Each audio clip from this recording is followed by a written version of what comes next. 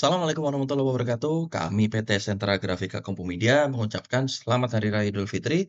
Taqabbalallahu minna wa minkum. Mohon maaf lahir dan batin. Nah, bagi Anda pengguna Rhinoceros dengan laptop, ya kan?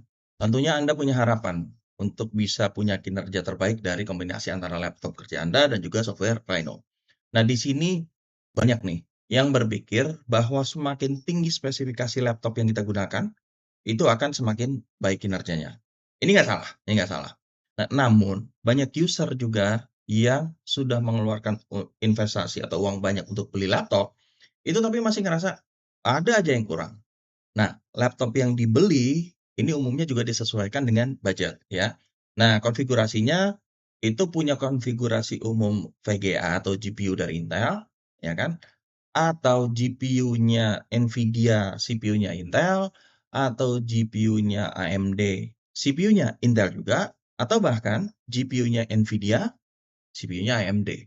Nah, sebagai pengguna lama Rhino, kami punya rekomendasi nih bagi Anda untuk mengatur penggunaan lebih dari satu GPU dalam sebuah laptop. Kenapa? Ya agar kinerja laptop itu jadi maksimal saat kita pakai power adaptor. Hingga juga pengaturan agar lama pakainya itu lebih lama waktu pakai baterai. Nah, saya Bimo Prakoso, berikan like, subscribe di channel kami dan tonton sampai habis ya.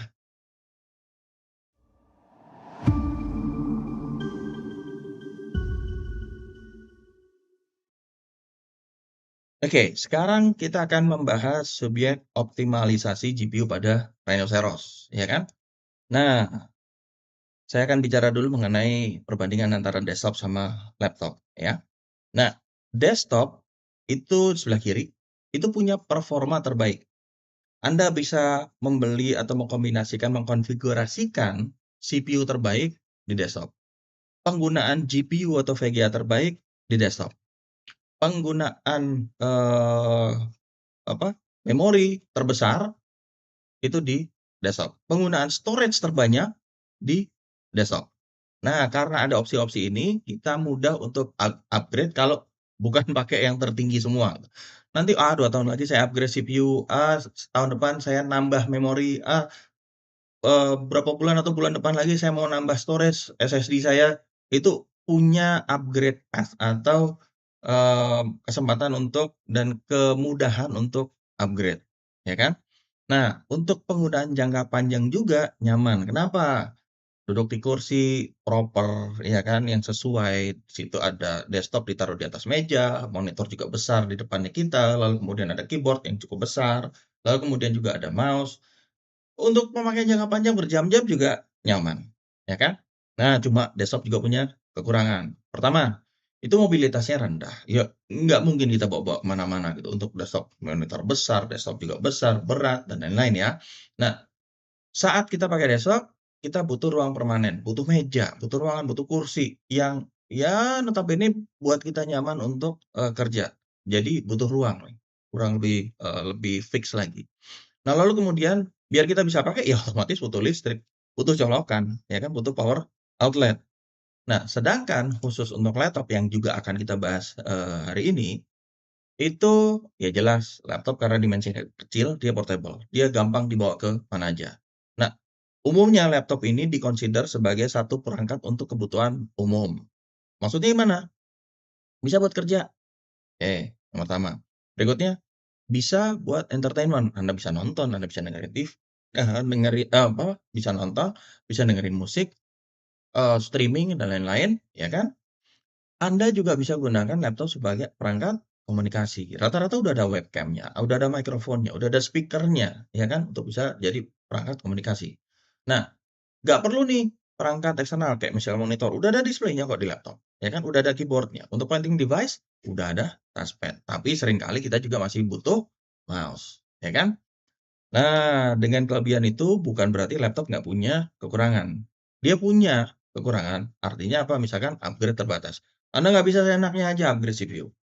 Anda nggak bisa seenaknya aja upgrade VGA, gitu. Bahkan CPU dan VGA ini rata-rata udah disolder.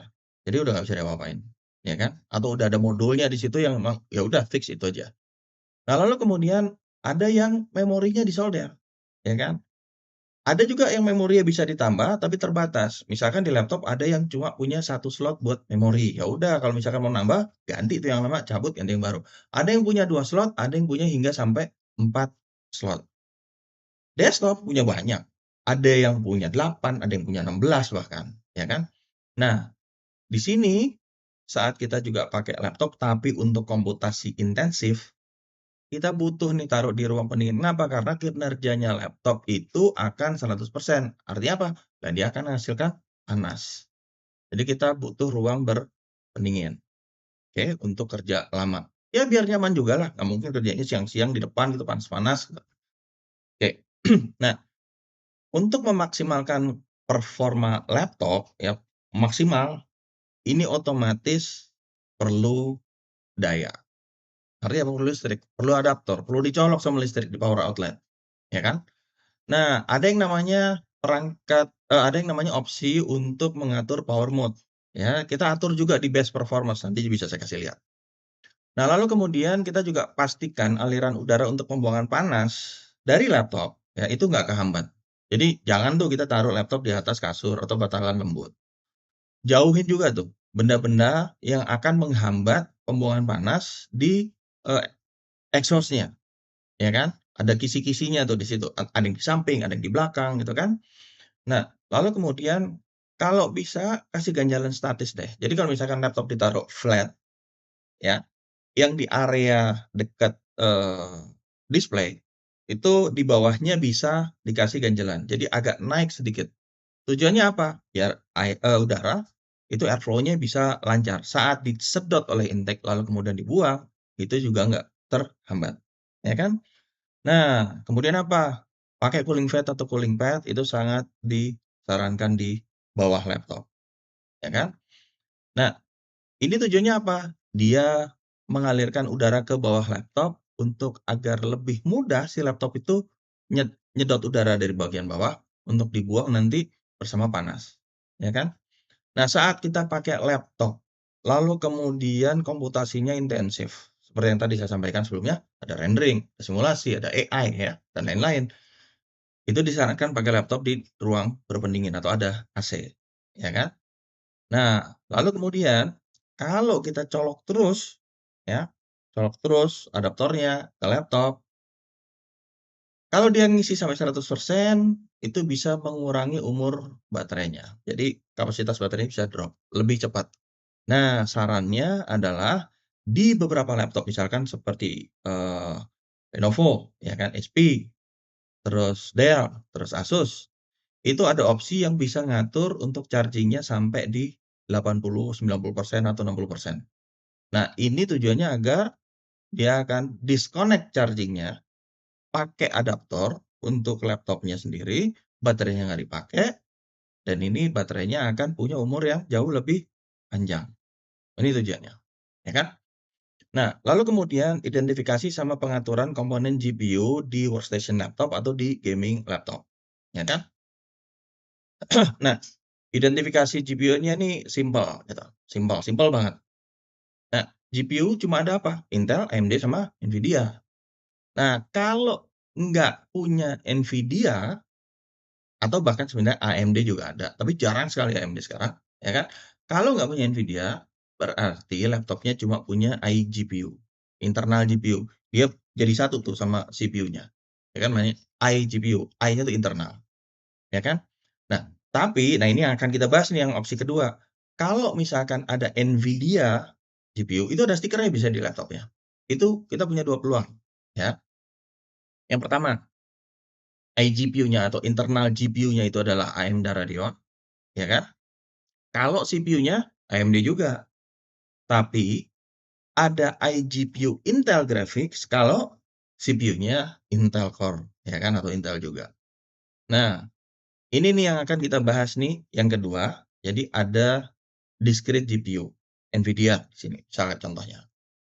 Nah, contoh kasus di sini saya pakai laptop saya, itu adalah Asus ROGFlow X16, model lama tahun 2022 ya, yang pakai prosesor Ryzen 9 6900HS, memorinya cuma 96 GB ya, DDR5, lalu kemudian Internal GPU atau iGPU, ini si AMD sudah melengkapi dengan Radeon 680M.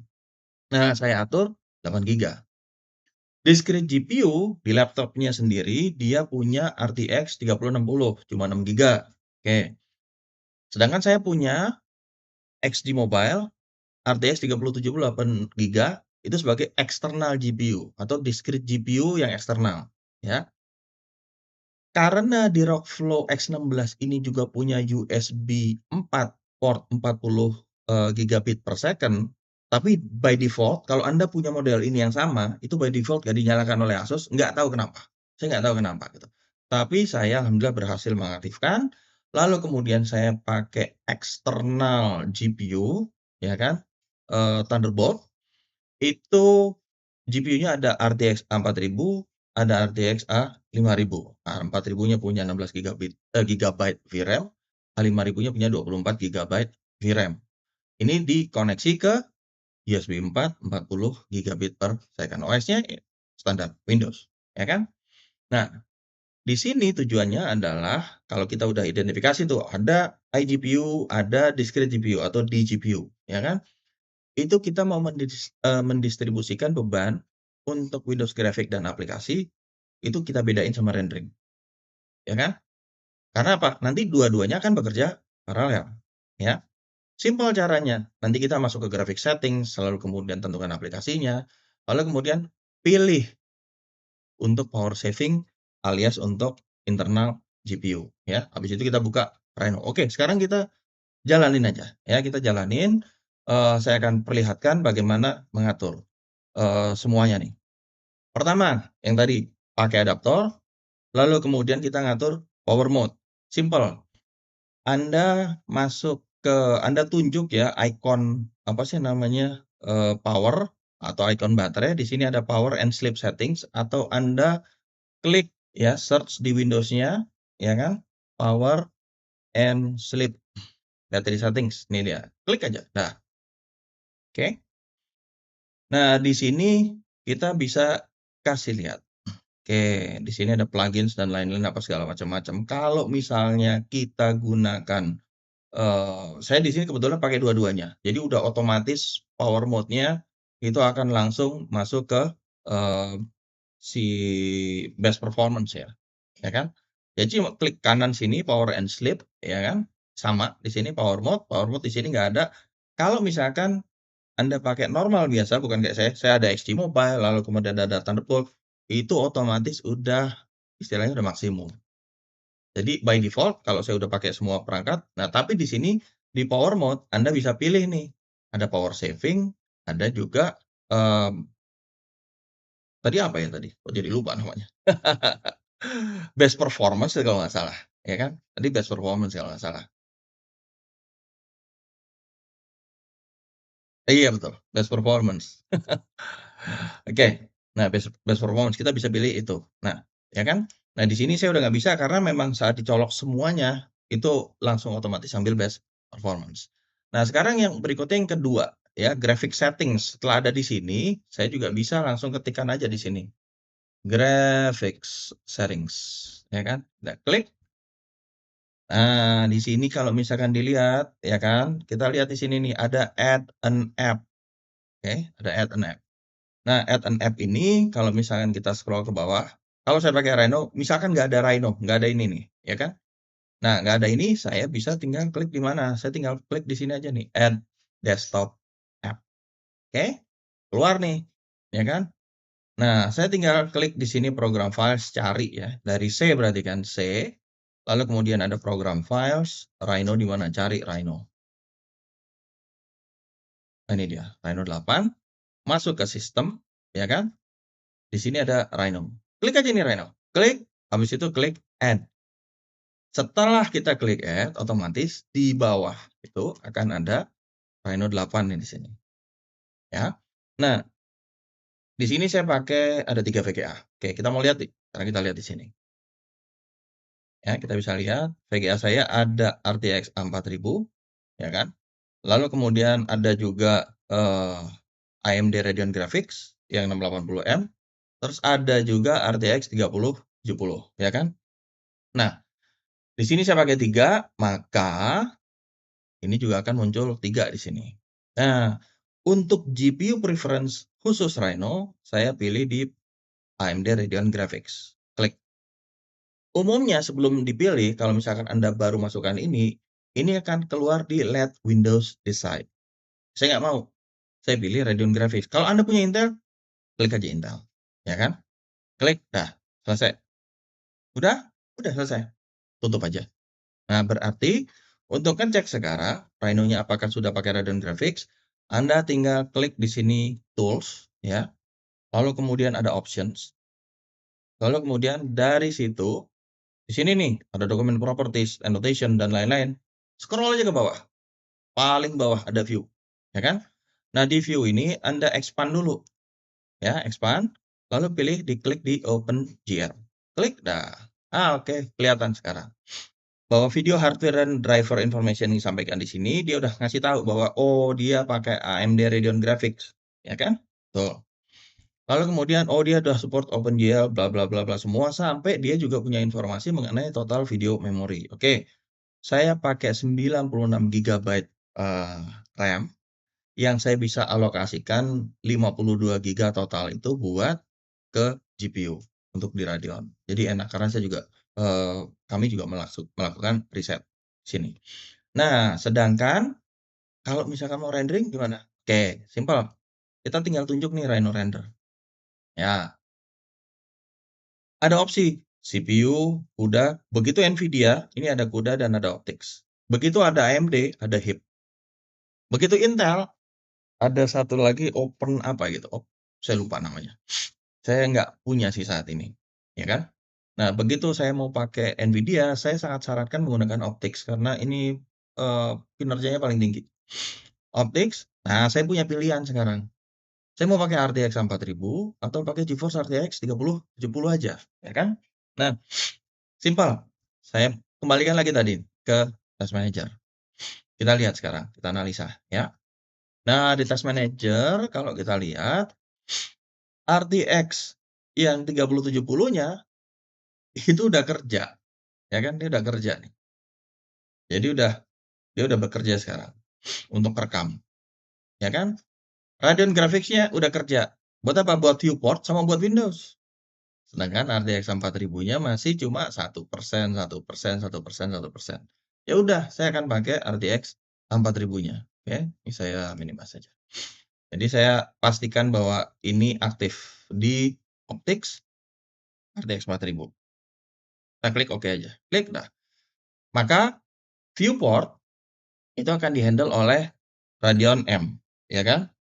Nah, lalu kemudian graphics, rendering ini akan diatur oleh si RTX 4000. Oke, sekarang kita render deh. Misalkan saya klik di sini, saya gunakan ray trace, ya. Oke, dia kerja, kita lihat ya kinerjanya kayak apa. Naik tuh langsung, drastis. 89%, 88%, gitu kan. Suhunya naik juga tuh, 79. Nah, tapi enaknya apa? Kalau pakai external GPU, otomatis suhunya di luar. Ini laptop saya, itu masih tetap adem. Ya kan? Mau lihat? Oke, kita masuk ke sini aja. Masih suhunya masih 54 derajat laptopnya. Oke, karena apa? Maaf, RTX 3070 itu di eksternal. Kita lihat pakai yang Radeon aja. 66, 67, 66, 67 masih adem, masih adem. Bahkan kalau misalkan ini kita apa sih namanya, utak-atik masih 66, 67, 66, 67. Ya kan? Ini enak nih, enak banget. Sementara RTX 4000-nya jalan sendiri dia. Suhunya 88 derajat. Untuk rekam saya pakai RTX 3070, suhunya masih 53. Jadi distribusi panas kemana-mana. Bahkan saat kalau misalkan saya mau mengganti pencahayaan misalnya di sini ya, saya pakai sunlight-nya saya naikkan bukan sore hari tapi agak siang gitu, misalkan sekian. Ini prosesnya juga terjadinya cepat, selesainya juga cepat, ya kan? Sementara dalam suhu yang dipertahankan rendah di laptopnya. VGA-nya juga rendah. Nah, kalau misalnya anggaplah nggak ada eksternal, semuanya ada di laptop, ya kan? Beban yang ada di laptop untuk discrete graphics untuk misalkan Nvidia, itu tidak akan seberat kalau misalkan semuanya graphics ditaruh di Nvidia. rendering ditaruh di NVIDIA, Windows ditaruh di NVIDIA. Saat proses rendering ini berlangsung, saat Anda utak-atik viewport, ini lagi render nih, di sini lagi render, ya kan? Viewport-nya ada gerakan, pasti kesendat, ya kan?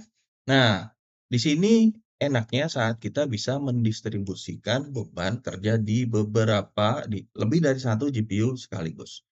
Ini yang sangat sangat sangat kita, sarankan, ya kan? Oke, eee,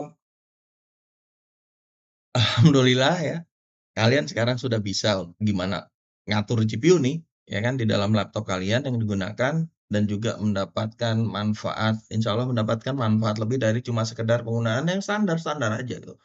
Ada install pakai, tapi sekarang Anda bisa Anda install, Anda atur, Anda pakai dengan beberapa keuntungan nih ya, beberapa keuntungan. Yang pertama misalkan, itu udah jelas tadi, temperatur laptopnya bisa turun atau bisa dijaga rendah saat pakai Rhino. Nah, apalagi juga kalau misalkan kita ada beberapa aplikasi yang digunakan bersamaan, misalkan apa, ada Office dan lain-lain ya misalnya. Nah, dengan menggunakan distribusi beban ke GPU-GPU yang ada yang lebih dari satu tadi GPU-nya, itu, Anda akan bisa mempertahankan suhu rendah di laptop. Ini yang pertama tadi. Yang kedua, itu saat laptop Anda pakai baterai, ya, begitu GPU-nya Anda nonaktifkan, Anda hanya pakai yang internal GPU atau iGPU yang ada di dalam CPU, itu otomatis selama masa pakai baterainya sampai sebelum habis, itu relatif lebih panjang. Jadi Anda bisa pakai baterainya awet, ya kan? Nah, yang berikutnya nih, karena temperatur laptopnya itu lebih rendah, ya kan? Maka thermal paste itu antara pendingin sama CPU dan GPU. Itu ada di antaranya kompon yang namanya thermal paste, itu untuk menghantarkan panas ya dari CPU, GPU ke, pembuangan, ke heat dissipation atau heat sink, ya kan, yang digunakan sama GPU. Ini usia pakai si thermal paste-nya ini akan lebih lama sebelum akhirnya perlu diganti pada waktunya, ya kan? Karena kalau lama-lama thermal paste itu makin panas terus, makin cepat getas. Dia makin berkurang, daya kerjanya untuk bisa menghantarkan panas. Oke. Nah, menurut kalian nih, ya kan, langkah-langkah yang disampaikan ini apakah mudah diterapkan? Anda bisa tulis komentar di bawah ya. Saya, Timur Prakoso, terima kasih telah menonton video ini sampai habis. Saksikan terus video update dari kami. Assalamualaikum warahmatullahi wabarakatuh. Sehat selalu untuk Anda.